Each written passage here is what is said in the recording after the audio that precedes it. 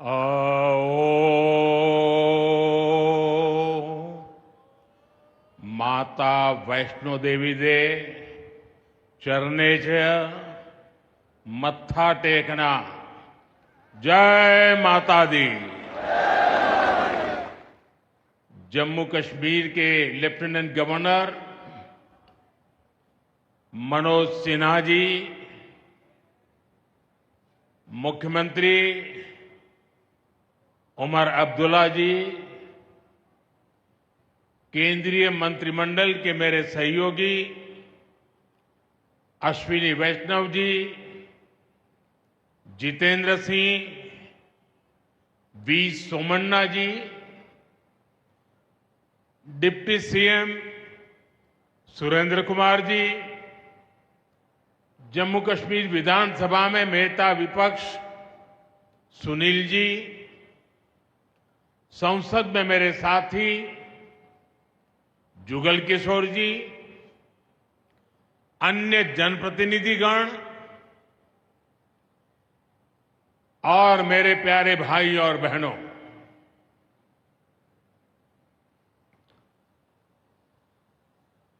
वीर जोरावर सिंह जी की ये भूमि है। मैं इस धरती को प्रणाम करता हूं। साथियों, आज का ये कार्यक्रम भारत की एकता और भारत की इच्छा शक्ति का विराट उत्सव है।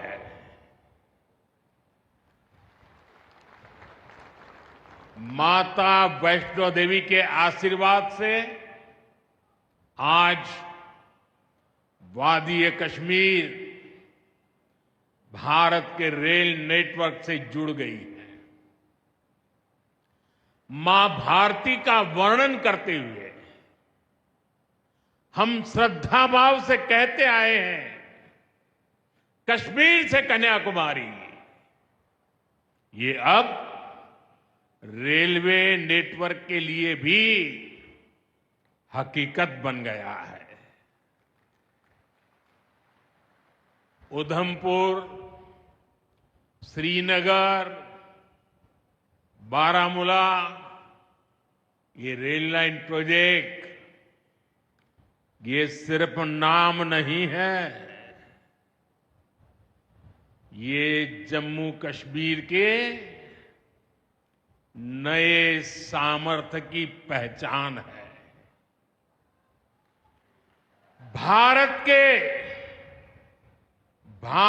के नए सामर्थ्य का जयघोष है। थोड़ी देर पहले मुझे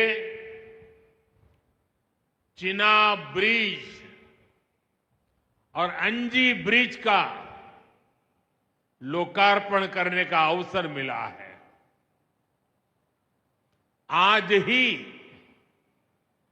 2 नई वंदे भारत ट्रेनें जम्मू कश्मीर को मिली है। यहां जम्मू में नए मेडिकल कॉलेज का शिलान्यास हुआ है। 46,000 करोड़ रुपए के प्रोजेक्ट्स जम्मू और कश्मीर के विकास को नई गति देंगे। मैं आप सभी लोगों को विकास के नए दौर के लिए बहुत बहुत बधाई देता हूं। साथियों, जम्मू कश्मीर की अनेक पीढ़ियां रेल कनेक्टिविटी का सपना देखते देखते गुजर गई। मैं कल सीएम उमर अब्दुल्ला जी का एक बयान देख रहा था और अभी भाषण में भी बताया। वो भी बोले थे कि जब वो 7वीं 8वीं में पढ़ते थे तब से इस प्रोजेक्ट को पूरा होने का इंतजार कर रहे थे। आज जम्मू कश्मीर के लाखों लोगों का सपना पूरा हुआ है। और ये भी हकीकत है, जितने अच्छे काम है ना, वो मेरे लिए ही बाकी रहे हैं। साथियों, ये हमारी सरकार का सौभाग्य है कि इस प्रोजेक्ट ने हमारे कार्यकाल में गति पकड़ी और हमने इसे पूरा करके दिखाया।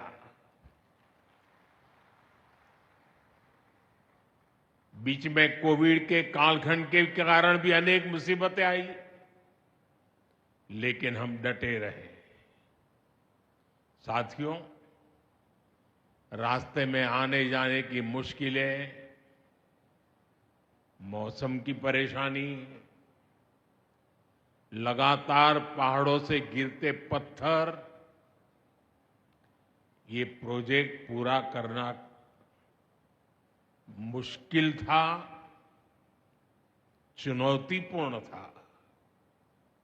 लेकिन हमारी सरकार ने चुनौती को ही चुनौती देने का रास्ता चुना है। आज जम्मू कश्मीर में बन रहे अनेकों ऑल वेदर इंफ्रास्ट्रक्चर प्रोजेक्ट इसका उदाहरण है। कुछ महीने पहले ही सोनमर्ग टनल शुरू हुई है। अभी कुछ देर पहले ही मैं चिनाब और अंजी ब्रिज से होकर आपके बीच आया हूं। इन पुलों पर चलते हुए मैंने भारत के बुलंद इरादों को, हमारे इंजीनियर्स, हमारे श्रमिकों के हुनर और हौसले को जिया है। चिनाब ब्रिज दुनिया का सबसे ऊंचा रेलवे आर्च ब्रिज है। लोग फ्रांस में, पेरिस में एफिल टावर देखने के लिए जाते हैं, और ये ब्रिज एफिल टावर से भी बहुत ऊंचा है। अब लोग चिनाब ब्रिज के जरिए कश्मीर देखने तो जाएंगे ही, ये ब्रिज भी अपने आप में एक आकर्षक टूरिस्ट डेस्टिनेशन बनेगा। सब लोग सेल्फी पॉइंट पर जाकर के सेल्फी निकालेंगे। हमारा अंजी ब्रिज भी इंजीनियरिंग का बेहतरीन नमूना है। ये भारत का पहला केबल सपोर्टेड रेलवे ब्रिज है। ये दोनों ब्रिज सिर्फ ईंट, सीमेंट, स्टील और लोहे के ढांचे नहीं है।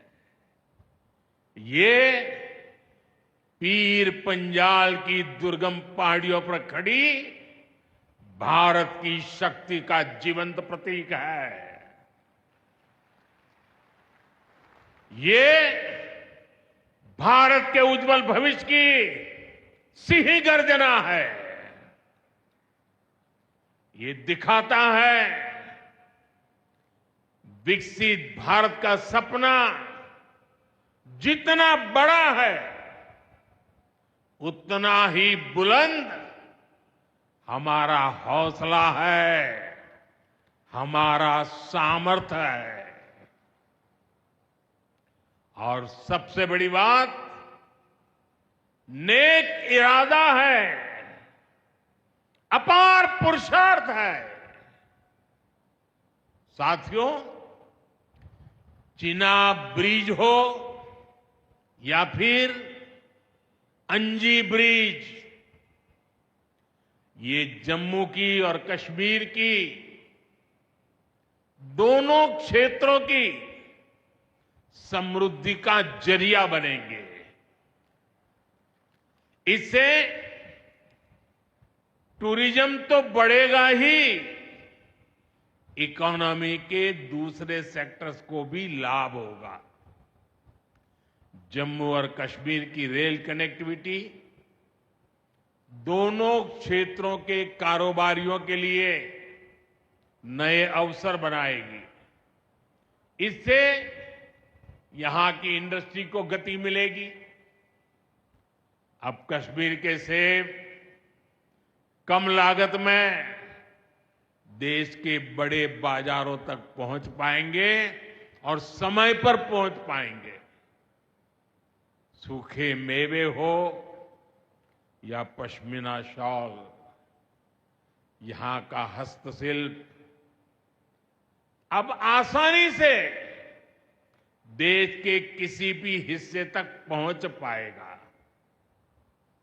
इससे जम्मू कश्मीर के लोगों को देश के दूसरे हिस्सों में आना जाना भी बहुत आसान होगा।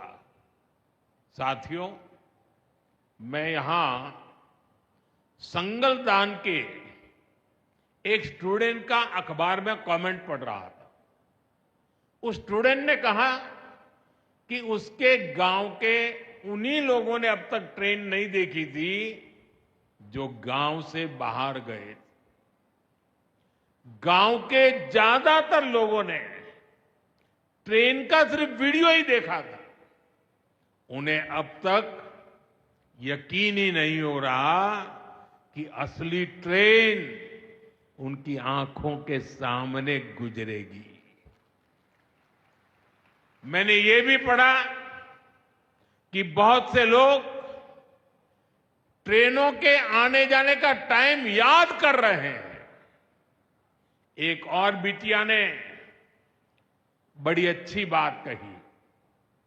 उस बिटिया ने कहा, अब मौसम तय नहीं करेगा कि रास्ते खुलेंगे या बंद रहेंगे।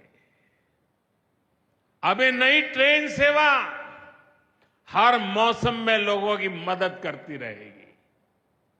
साथियों, जम्मू कश्मीर मां भारती का मुकुट है।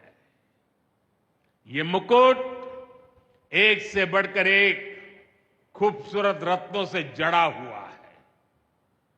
ये अलग अलग रत्न जम्मू कश्मीर का सामर्थ्य है। यहां की पुरातन संस्कृति, यहां के संस्कार, यहां की आध्यात्मिक चेतना, प्रकृति का सौंदर्य, यहां की जड़ी बूटियों का संसार, फलों और फूलों का विस्तार, यहां के युवाओं में, आप लोगों में जो टैलेंट है वो मुकुट मणि की तरह चमकता है। साथियों, आप भली भांति जानते हैं, मैं दशकों से जम्मू और कश्मीर आता जाता रहा। इंटीरियर इलाकों में मुझे जाने का, रहने का अवसर मिला है। मैंने इस सामर्थ्य को लगातार देखा है, महसूस किया है, और इसलिए मैं पूरे समर्पण भाव के साथ जम्मू कश्मीर के विकास में जुटा हूं। साथियों, जम्मू कश्मीर भारत की शिक्षा और संस्कृति का गौरव रहा है। आज भारत दुनिया के बड़े नॉलेज हब्स में से एक हमारा जम्मू कश्मीर बन रहा है, तो इसमें जम्मू कश्मीर की भागीदारी भी भविष्य में भी बढ़ने वाली है। यहां आईआईटी, आईआईएम, एम्स और नीट जैसे संस्थान है। जम्मू और श्रीनगर में सेंट्रल यूनिवर्सिटीज हैं। जम्मू और कश्मीर में रिसर्च इकोसिस्टम का भी विस्तार हो रहा है। साथियों, यहां पढ़ाई के साथ साथ दवाई के लिए भी अभूतपूर्व काम हो रहा है। बीते कुछ सालों में ही 2 स्टेट लेवल के कैंसर संस्थान बने हैं। पिछले 5 वर्षों में यहां 7 नए मेडिकल कॉलेज शुरू किए गए हैं। आप भी जानते हैं, जब मेडिकल कॉलेज खुलता है तो उससे मरीजों के साथ ही उस क्षेत्र के युवाओं को भी सबसे ज्यादा फायदा मिलता है। जम्मू कश्मीर में अब एमबीबीएस की सीटों की संख्या 500 से बढ़कर 1300 तक पहुंच गई है। मुझे खुशी है कि अब रियासी जिले को भी नया मेडिकल कॉलेज मिलने जा रहा है। Shri Mata Vaishno Devi institute of medical excellence, ये आधुनिक अस्पताल तो है, ये दान पुण्य करने की हमारी जो संस्कृति है उसका भी उदाहरण है। इस मेडिकल कॉलेज को बनाने में जो राशि लगी है उसके लिए भारत के कोने कोने से माता वैष्णो देवी के चरणों में आने वाले लोगों ने दान दिया हुआ है। मैं श्री माता वैष्णो देवी श्राइन बोर्ड को, उनके अध्यक्ष मनोज जी को इस पवित्र कार्य के लिए बहुत बहुत शुभकामनाएं देता हूं। इस अस्पताल की क्षमता भी 300 बेड से बढ़कर 500 बेड की जा रही है। कटरा में माता वैष्णो देवी के दर्शन करने आने वाले लोगों को भी इससे बहुत सहूलियत रहने वाली है। साथियों, केंद्र में भाजपा एनडीए की सरकार को अब 11 साल हो रहे हैं। ये 11 साल गरीब कल्याण के नाम समर्पित रहे हैं। प्रधानमंत्री आवास योजना से 4 करोड़ गरीबों का पक्के घर का सपना पूरा हुआ है। उज्ज्वला योजना से 10 करोड़ रसोइयों, उसमें धुएं का अंत हुआ है। हमारी बहनों को, बेटियों को उनकी सेहत की रक्षा हुई है। आयुष्मान भारत योजना से 50 करोड़ गरीबों को 5 लाख रुपए तक का मुफ्त इलाज मिला है। प्रधानमंत्री गरीब कल्याण अन्न योजना से हर थाली में भरपेट अनाज सुनिश्चित हुआ है। जनधन योजना से पहली बार 50 करोड़ से ज्यादा गरीबों के लिए बैंक का दरवाजा खुला है। सौभाग्य योजना से अंधेरे में जी रहे 2.5 करोड़ परिवारों में बिजली की रोशनी पहुंची है। स्वच्छ भारत मिशन के तहत बने 12 करोड़ शौचालयों ने खुले में शौच की मजबूरी से मुक्ति दिलाई है।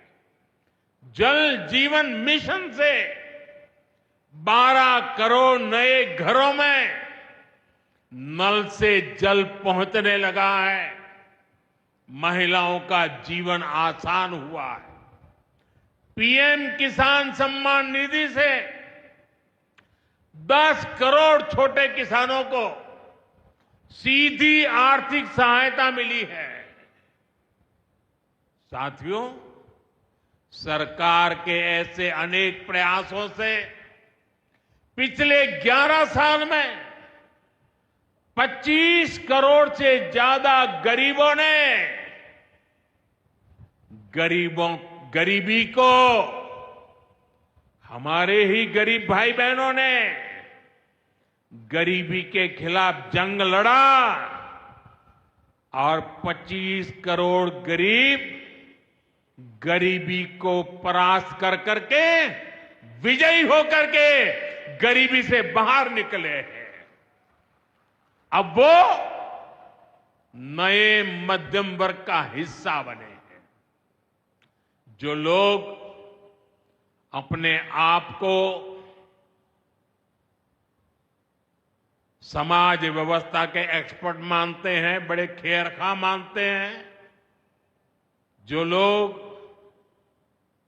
अगड़े पिछड़े की राजनीति में डूबे रहते हैं, जो लोग दलितों के नाम पर राजनीतिक रोटियां सेकते रहे हैं, जरा जिन योजनाओं का मैंने सिर्फ उल्लेख किया है उसकी तरफ नजर कर लीजिए। कौन लोग हैं जिनको ये सुविधाएं मिली हैं? वो कौन लोग हैं जो आजादी के 7 दशक तक इन प्राथमिक सुविधाओं से वंचित रहे थे? ये मेरे दलित भाई बहन है,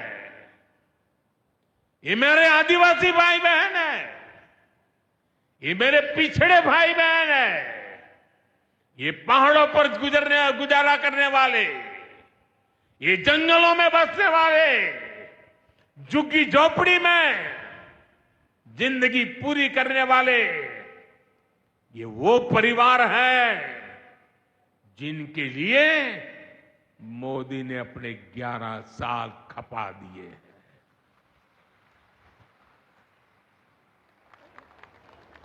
केंद्र सरकार का प्रयास है कि गरीबों को,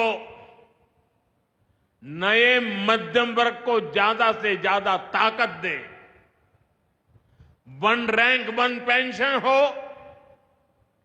12 लाख रुपए तक की सैलरी को टैक्स फ्री करना हो, घर खरीदने के लिए आर्थिक सहायता देना हो, सस्ती हवाई यात्रा के लिए मदद देनी हो, हर तरह से सरकार गरीब और मध्यम वर्ग के साथ कंधे से कंधा मिलाकर चल रही है।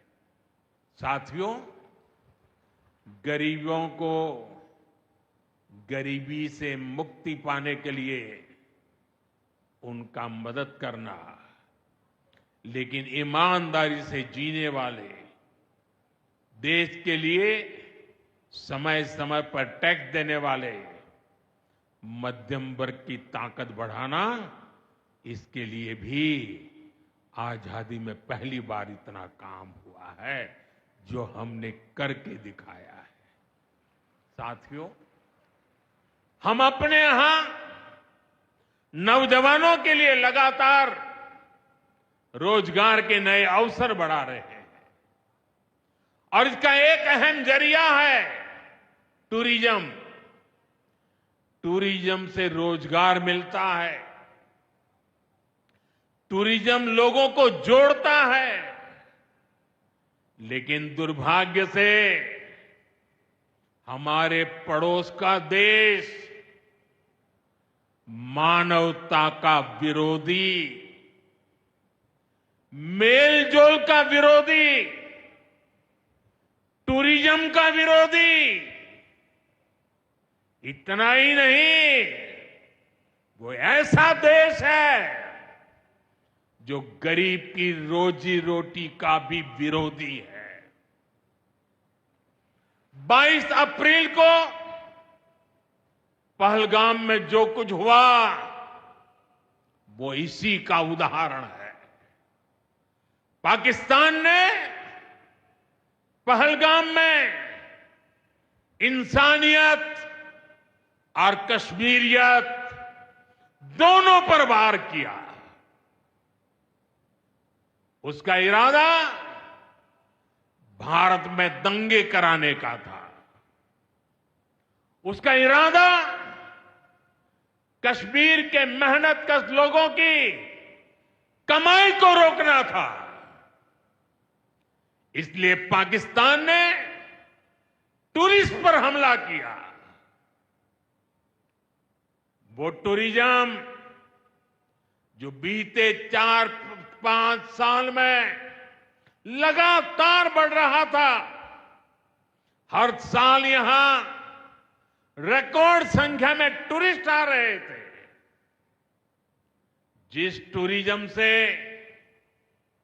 जम्मू कश्मीर के गरीबों के घर चलते हैं, उसको पाकिस्तान ने निशाना बनाया।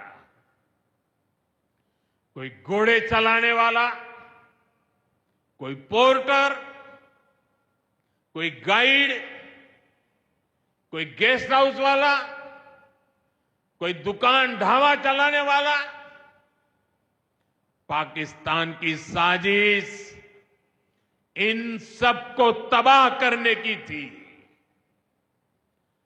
आतंकियों को चुनौती देने वाला नौजवान आदिल, वो भी तो वहां मेहनत मजदूरी करने गया था, लेकिन अपने परिवार की देखरेख कर सके इसलिए मेहनत कर रहा था।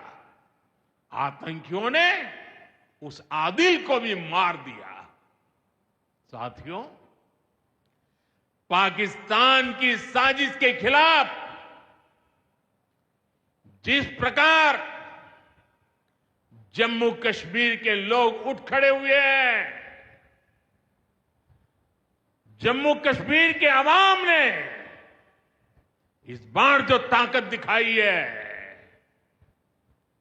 ये सिर्फ पाकिस्तान नहीं, दुनिया भर की आतंकवादी मानसिकता को जम्मू कश्मीर के लोगों ने कड़ा संदेश दिया है। जम्मू कश्मीर का नौजवान अब आतंकवाद को मुंह तोड़ जवाब देने का मन बना चुका है। ये वो आतंकवाद है जिसने घाटी में स्कूल जलाए, और सिर्फ स्कूल यानी इमारत नहीं जलाई थी, 2-2 पीढ़ी का भविष्य जला दिया था, अस्पताल तबाह किए, जिसने कई पीढ़ियों को बर्बाद किया। यहां जनता अपनी पसंद के नुमाइंदे चुन सके, यहां चुनाव हो सके, ये भी आतंकवाद के चलते बड़ी चुनौती बन गया था। साथियों, बरसों तक आतंक सहने के बाद जैसे जम्मू कश्मीर ने इतनी बर्बादी देखी थी, इतनी बर्बादी देखी थी कि जम्मू कश्मीर के लोगों ने सपने देखना ही छोड़ दिया था। आतंकवाद को ही अपना भाग्य मान लिया था।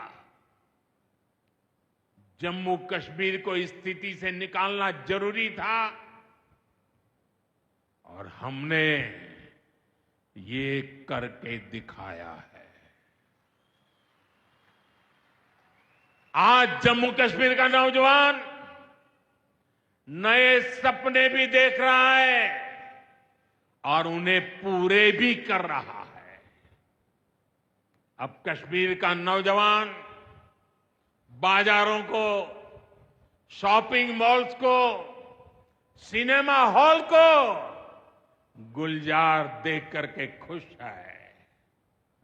यहां के लोग जम्मू कश्मीर को फिर से फिल्मों की शूटिंग का प्रमुख केंद्र बनते देखना चाहते हैं। इस क्षेत्र को स्पोर्ट्स का हब बनते देखना चाहते हैं। यही भाव हमने अभी माता खीर भवानी के मेले में भी देखा है। जिस तरह हजारों लोग माता के दर पर पहुंचे, वो नए जम्मू कश्मीर की तस्वीर दिखाता है। अब 3 तारीख से अमरनाथ यात्रा भी शुरू होने वाली है। ईद की उमंग भी हम चारों तरफ देख रहे हैं। विकास का जो वातावरण जम्मू कश्मीर में बना था, वो पहलगाम के हमले से डिगने वाला नहीं है। जम्मू कश्मीर के आप सभी लोगों को और आप सबसे नरेंद्र मोदी का वायदा है। मैं यहां विकास को रुकने नहीं दूंगा। यहां के नौजवानों को सपने पूरा करने से कोई भी बाधा अगर रुकावट बनती है, तो उस बाधा को पहले मोदी का सामना करना पड़ेगा। साथियों, आज 6 जून है। याद कीजिए, 1 महीने पहले, ठीक 1 महीने पहले 6 मई की वो रात पाकिस्तान के आतंकियों पर कयामत बरसी थी।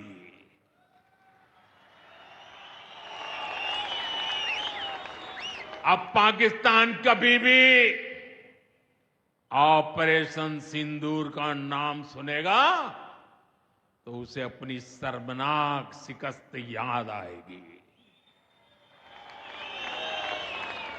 पाकिस्तानी फौज और आतंकियों ने कभी सोचा नहीं था कि भारत पाकिस्तान में सैकड़ों किलोमीटर अंदर जाकर के आतंकवादियों पर इस तरह वार करेगा। बरसों की मेहनत से उन्होंने आतंकी जो इमारतें बनाई थी, वो कुछ ही मिनटों में खंडहर में बदल गई है। और ये देख पाकिस्तान बुरी तरह बौखला गया था और उसने अपना गुस्सा जम्मू के, पूंछ के दूसरे जिलों के लोगों के पर भी निकाला। पूरी दुनिया ने देखा कि पाकिस्तान ने कैसे यहां घर उजाड़े, बच्चों पर गोले फेंके, स्कूल, अस्पताल तबाह किए, मंदिर, मस्जिद, गुरुद्वारों पर शेलिंग की। आपने जिस तरह पाकिस्तान के हमलों का मुकाबला किया,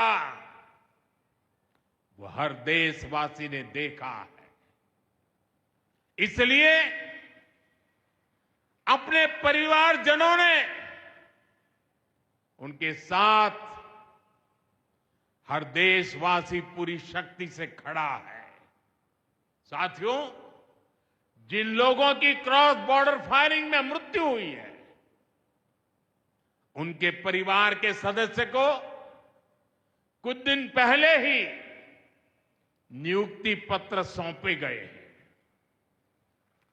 शेलिंग से प्रभावित 2000 से ज्यादा परिवारों की तकलीफ भी हमारी अपनी तकलीफ है।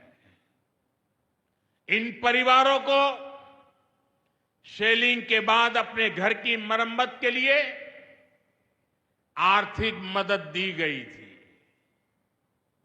अब केंद्र सरकार ने ये तय किया है कि इस मदद को और बढ़ाया जाए।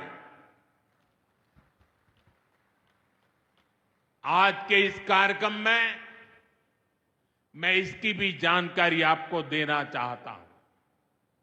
साथियों, जिन घरों में बहुत ज्यादा नुकसान हुआ है उन्हें अब 2 लाख रुपए और जो घर आंशिक रूप से क्षतिग्रस्त हुए उन्हें 1 लाख रुपए की सहायता अलग से दी जाएगी, अतिरिक्त दी जाएगी। यानी अब उन्हें पहली बार की मदद के बाद ये एक्स्ट्रा धनराशि मिलेगी। साथियों, हमारी सरकार बॉर्डर किनारे बसे लोगों को देश का प्रथम प्रहरी मानती है। बीते दशक में सरकार ने बॉर्डर के जिलों में विकास और सुरक्षा के लिए अभूतपूर्व काम किया है। इस दौरान करीब 10,000 नए बंकर्स बनाए गए हैं। इन बंकरों ने ऑपरेशन सिंदूर के बाद बने हालात में लोगों का जीवन बचाने में बड़ी मदद की है।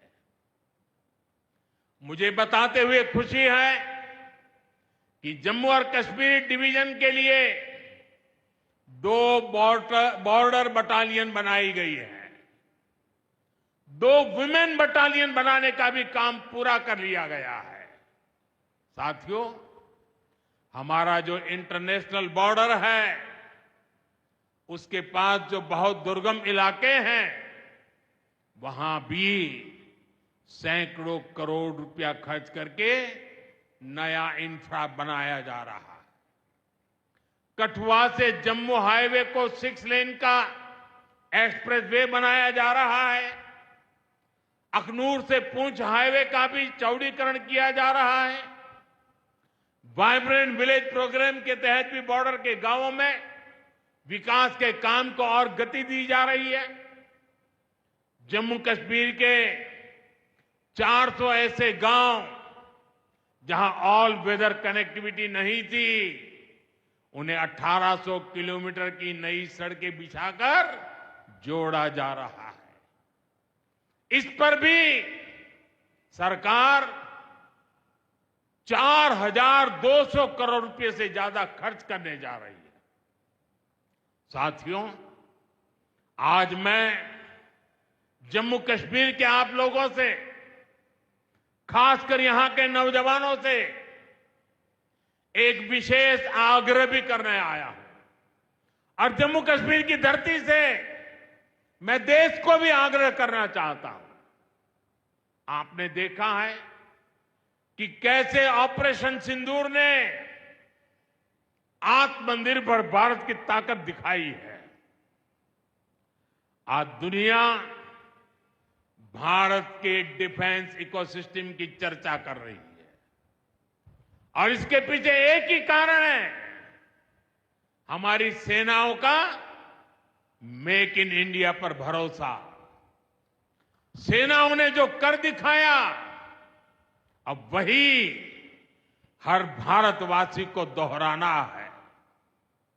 इस साल के बजट में हमने मिशन मैन्युफैक्चरिंग की घोषणा की है। इस मिशन के तहत सरकार मैन्युफैक्चरिंग को नई उड़ान देने का काम कर रही है। मैं जम्मू कश्मीर के युवाओं से कहूंगा, आइए इस मिशन का हिस्सा बनिए। देश को आपकी आधुनिक सोच चाहिए, देश को आपके इनोवेशन की जरूरत है। आपके आइडिया, आपकी स्किल भारत की सुरक्षा को, भारत की अर्थव्यवस्था को नई ऊंचाई देंगे। पिछले 10 वर्षों में भारत एक बड़ा डिफेंस एक्सपोर्टर बना है। अब हमारा लक्ष्य है दुनिया के टॉप डिफेंस एक्सपोर्टर्स में भारत का नाम भी शामिल हो। इस लक्ष्य की ओर हम जितना तेजी से बढ़ेंगे उतनी ही तेजी से भारत में रोजगार के लाखों नए अवसर पैदा होंगे। साथियों, हमें एक और संकल्प लेना है। जो सामान भारत में बना हो, जिसमें हमारे देशवासियों का पसीना लगा हो, हम सबसे पहले उसे ही खरीदें। और यही राष्ट्रभक्ति है, यही राष्ट्र की सेवा है। सीमा पर हमें हमारी सेनाओं का मान बढ़ाना है और बाजार में हमें मेड इन इंडिया का गौरव बढ़ाना है। साथियों, एक सुनहरा और उज्जवल भविष्य जम्मू कश्मीर का इंतजार कर रहा है। केंद्र सरकार और यहां की सरकार मिलकर विकास के कार्यों में जुटे हैं, एक दूसरे को सहयोग कर रहे हैं। शांति और खुशहाली के जिस रास्ते पर हम आगे बढ़ रहे हैं, हमें उसे लगातार मजबूत करना है। मां वैष्णो देवी के आशीर्वाद से विकसित भारत, विकसित जम्मू कश्मीर का यह संकल्प सिद्धि तक पहुंचे, इसी कामना के साथ आप सभी को फिर से ये ढेर सारे विकास के प्रोजेक्ट के लिए और एक से बढ़कर एक शानदार प्रोजेक्ट के लिए मैं बहुत बहुत बधाई देता हूं। दोनों मुट्ठी बंद करके पूरी ताकत से मेरे साथ बोलिए, भारत माता की। आवाज हिंदुस्तान के हर कोने में गूंजनी चाहिए। भारत माता की, भारत माता की, भारत माता की, भारत माता की। बहुत बहुत धन्यवाद।